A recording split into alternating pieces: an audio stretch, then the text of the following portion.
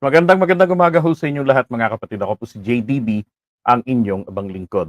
Ayan, so maulang umaga ho ngayon dito sa amin, dito sa Quezon City. At sana hindi tayo mawala ng internet gaya kahapon. Kaya ako lumabas kahapon eh. Okay, para mag-cover ng mga baha, grabe. Pero alam nyo, eto lang para dun sa mga nakikinig ng mga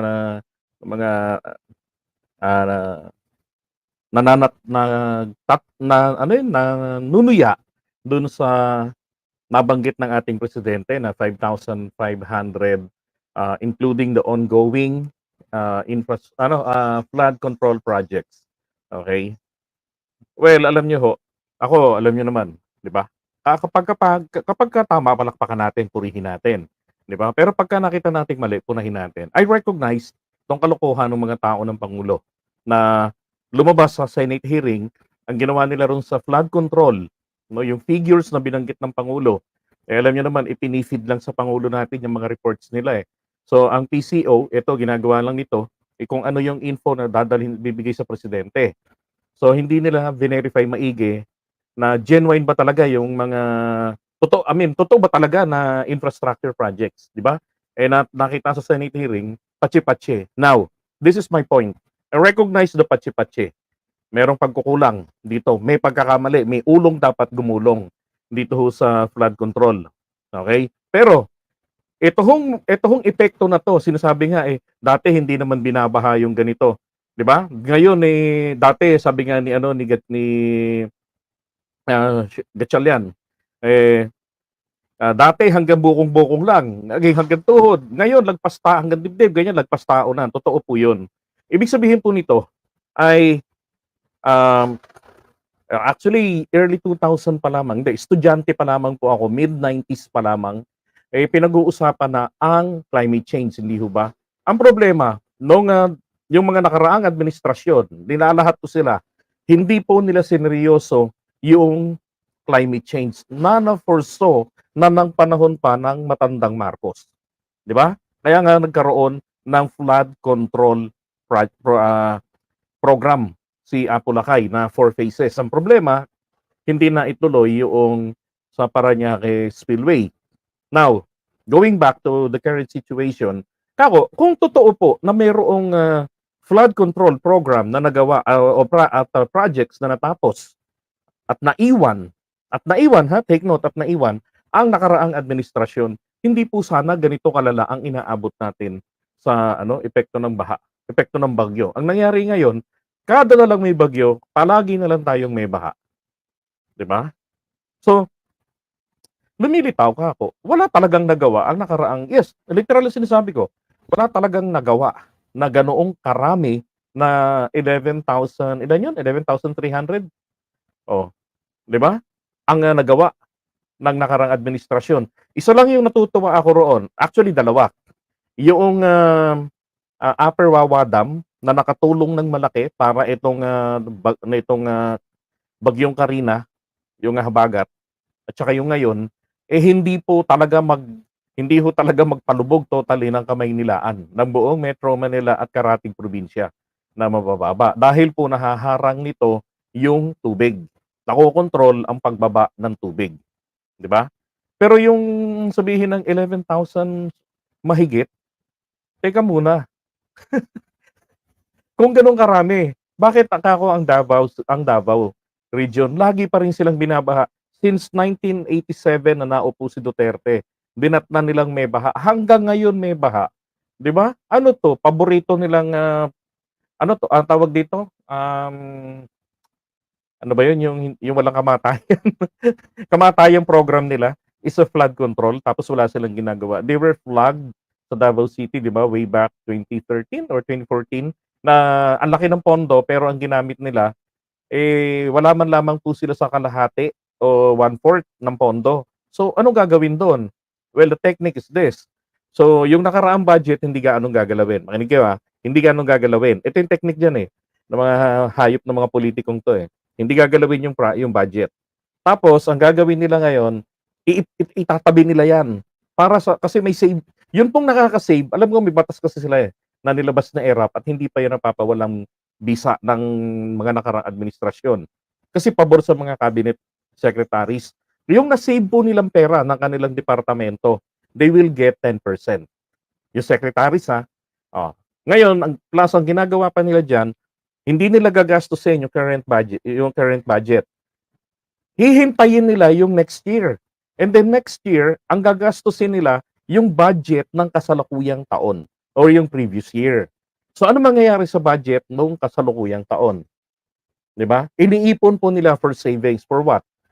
For 10% na naman po na tawag dito, pabuya sa kanila ng gobyerno ng DBM for saving their budget.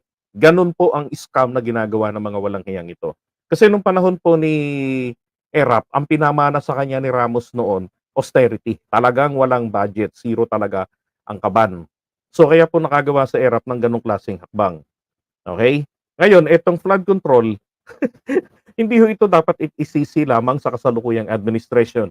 Again, kung ito po'y patsi-patsi sa kasalukuyang administrasyon in their first 2 years, ano po yung pinatsi-patsihan nila?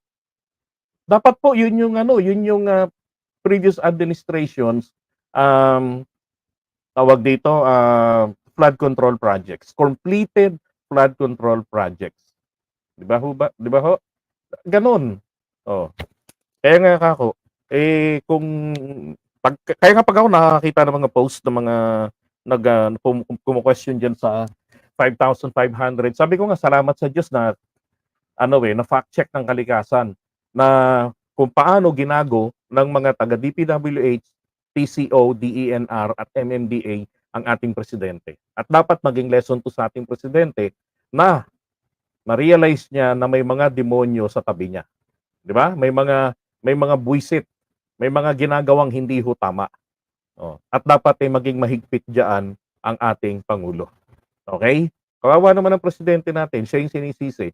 Pero higit po sa lahat ng nagdaang presidente, wala pong ibang presidente ang naringgan ko na nagdi-discuss ng tawag dito ng climate change. Noong panahon ni Pinoy, ang pinag-uusapan po doon is the mitigation. Kaya po nabuo yung disaster reduction management, 'di ba? Yung DREAM at kung ay nakasama sa barangay namin bilang Lupon, nakasama ako roon sa seminar nga at part ako ng Barangay Disaster Risk Reduction Management. So, sabi ko nga parang may mali rito. Kasi bakit po ganito? Yung reduction ng impact, ibig sabihin, pag bumagyo, accept natin na bahain tayo. Okay? Pero ang pinag-aaralan natin is papaano natin i-mitigate, mapapababa yung impact. So, pagkakaperahan po ang pinag-isipan nila noon.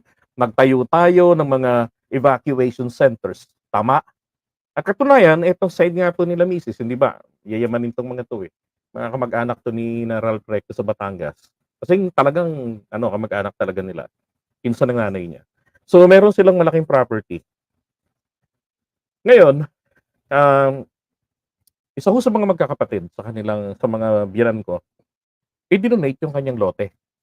Yung lote niya, may gitsang tarya yon. Ginawa po ng gobyerno, ng nakarang administrasyon, na evacuation center. Pero, take note, pag ako natadaan doon, natatawa ako kasi pababa ng konti. Lagpas bewang yung baha. Sabi ko lang, gumawa pa kayo ng evacuation dito, pero pinalubog nyo yung kalsada, hindi nyo tinaasan para nag-level sana. Palpak, di ba? So yun yung naging problema natin. Kaya tayo laging binabaha kasi mali po ang pag-handle ng mga previous administration. Dapat po, hindi lamang po mitigation. Di ba? Dapat, bago nila pinag-aralan, pinaghandaan ng mitigation program sa impact ng climate change, pinag-aralan nila para magawa ng sapat na paraan kung paano maitatama yung tamang daloy ng tubig na galing sa baha. Yung mga baha, hindi yan naman palagi eh.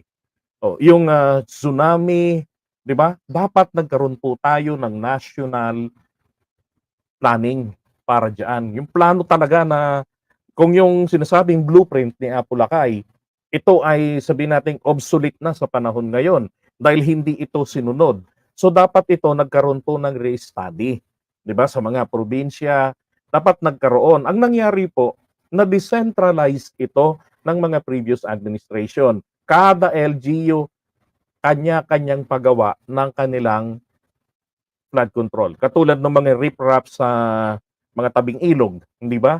Yung mga seawall sa tabing dagat na anak ng putya humampas lang ng alon. Parang Maynila, ah, tawag dito, sa Maynila, naalala ko dati,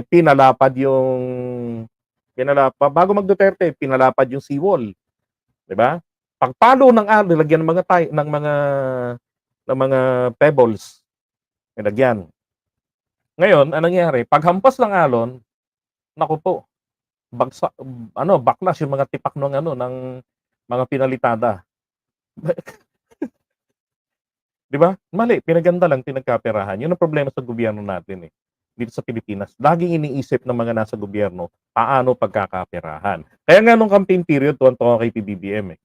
Kasi lagi niyang binabanggit yung climate change.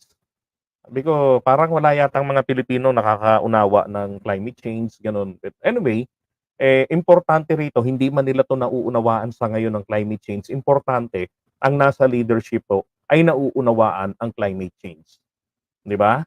Oh, yun po ngayon ang ating trabaho, maipaunawa yan sa mga kababayan natin, yang climate change at eto nga 5,000 versus the 11,000 flood control projects. Na maliwanag, eto yung paborito ng mga Duterte na proyekto, flood control. Hindi ko alam kung, flood control para pigilin yung pagbabaha o pigilin yung baha o alagaan ng baha. Kayo ho, ano ho ba sa tingin niyo? I-comment niyo nga.